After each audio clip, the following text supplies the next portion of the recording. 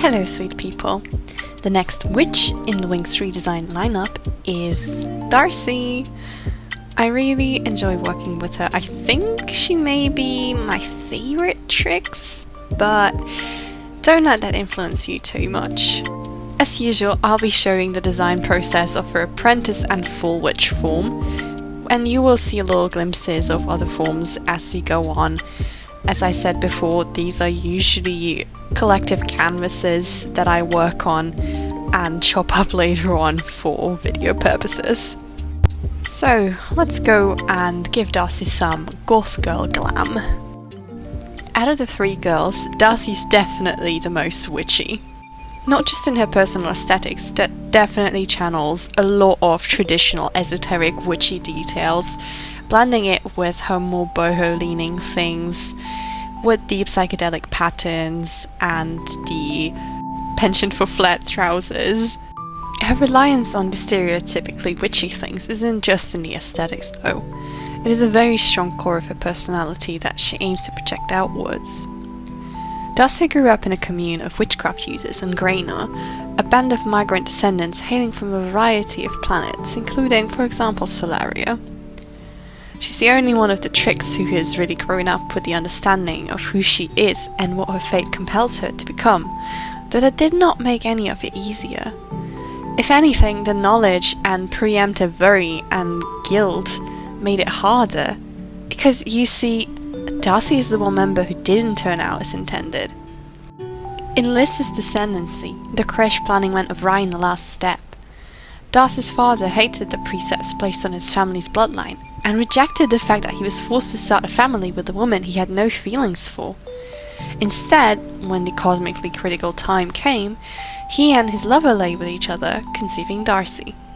For this transgression, Darcy's father was excommunicated and her mother imprisoned, so she never knew her parents. Instead, she was raised by the village, listening to elder witchers' stories about the deep magics and the prophecies surrounding her and her astral sister's life. When she had been young, Darcy had been enamoured with these stories, but as her tween years crept in, so did all sorts of worries.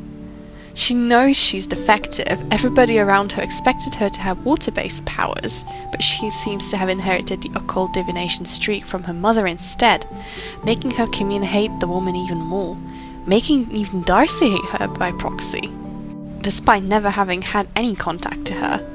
Not that she'd really want to, obviously under all this pressure pitting her against her birth mother.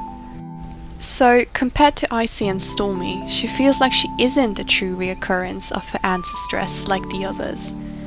But upon meeting the other two in person, it became clear that while their connection to their ancestress was stronger, in fact so much that it rivaled outright possession at times, Darcy had something they didn't: knowledge and direction.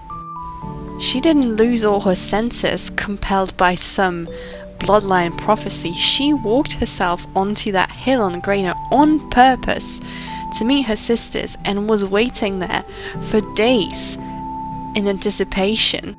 So it was upon her suggestion that the three headed to Cloud Tower, where she knew they'd be taken good care of under Headmistress Griffin. The elders in her village had told Darcy about how the headmistress herself had been in charge of making sure the ancestress's reincarnation went according to plan when she had been still serving them. So the tricks went to Cloud Tower thinking themselves the baddest of the bunch, and promptly had a rude awakening, realizing that they had a lot to learn indeed. So, with all that in mind stylistically, Darcy's witch form is not very strongly associated with one culture over another, rather it projects the generally prevailing ideas about what a witch should look like. A hot one at that, because above all else that is what Darcy wants to be underneath her layers of masking and bravado. Loved. But in the early years she'd make do with just being desired and swooned over, hence the corseted look and the Chanel boots. The little trinkets and crystals on her belt are the tools with which she pays for her spells, before she moves on to some more on-brand creepy payment methods like memories or pain of her subjects. She does define herself as the Witch of Darkness, but I like to think her title is more the lines of water reflecting the depth and darkness of the human soul, but that doesn't make such a good chantable phrase. Her cool trick is that she can do divination with any smooth plane of water, which can come in very handy at times. If you just think about their Trix's altercation with Bloom in the first episode, that's one of my main inspirations for that. As the most mellow of the Trix personality-wise, she has the most romance avenues and adventures. Though most mellow is only a compliment in comparison, Darcy still has issues. Her mood swings make her cruel without reason at times, and her apathy towards the suffering of others is extremely concerning. She isn't beyond saving though, actually none of them are. But Darcy was the first of them who genuinely realised that this isn't how she wanted to be, who she wanted to be. Her entire life she had been influenced by the expectations of others, and it was mighty time that she set herself some own examples and own goals to achieve. A lot of it is probably fueled by her extreme guilt about what happened with Riven, and yes, I am willing to give that romance a shot, just let me live. I think the two of them could find to each other in like the post-canon timeline when both of them had some time to cool down and the Trix had some chances of redemption. 'Cause boy do they need it. Anyway, I hope you enjoyed watching her design coming together.